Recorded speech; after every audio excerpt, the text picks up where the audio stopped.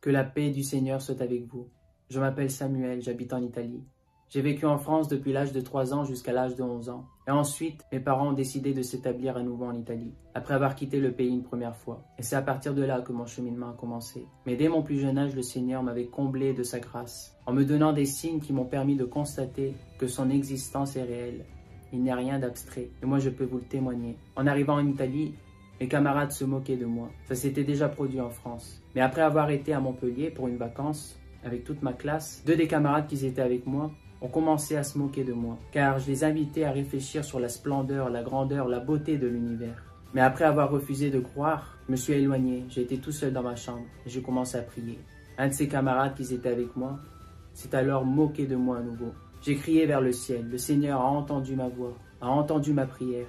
Et c'est à partir de là que j'ai commencé à ressentir le besoin d'approfondir sa parole en lisant la Bible, de réciter le chapelet tous les jours, d'aller à la messe.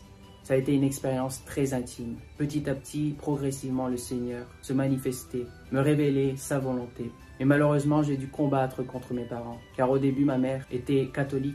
Et ensuite, mon père, après avoir décidé d'abandonner tous les vices, et après avoir décidé de se rendre à Dieu complètement, il a commencé à fréquenter une communauté, celle des évangéliques, qui est une branche du protestantisme. Et ma mère, par la suite, a décidé de rejoindre mon père. Et j'ai commencé à combattre contre eux. Moi qui voulais partager ma foi avec eux, j'étais découragé toutes les fois que j'essayais de vouloir partager avec eux ce que je découvrais tous les jours.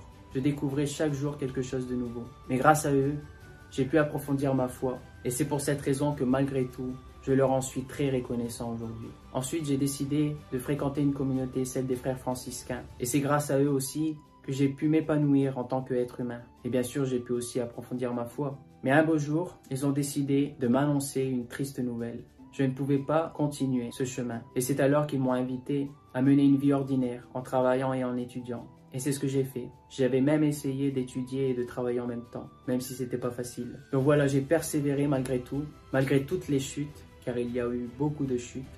Plusieurs fois, je me suis senti trahi par le Seigneur. Je me demandais comment ça se fait qu'il m'arrive tout cela. Et le Seigneur m'a révélé à plusieurs reprises que tout ça est permis par sa volonté pour qu'on puisse avancer et progresser dans notre vie spirituelle. Et c'est pour ça que nous devons rendre grâce au Seigneur tous les jours. Car grâce à lui, malgré toutes les contraintes, malgré toutes les chutes, malgré toutes les tristes expériences que nous pouvons vivre, le Seigneur est bon, le Seigneur est grand, le Seigneur est miséricordieux et nous accorde sa grâce tous les jours pour pouvoir avancer, pour pouvoir mûrir en tant qu'être humain et en tant qu'être spirituel, car nous avons le devoir de lui ressembler. Donc voilà, je vous invite à persévérer malgré tout et à défendre la vérité, surtout en ce temps où le mal semble triompher. N'ayez crainte, combattez, luttez en tant que soldats du Christ.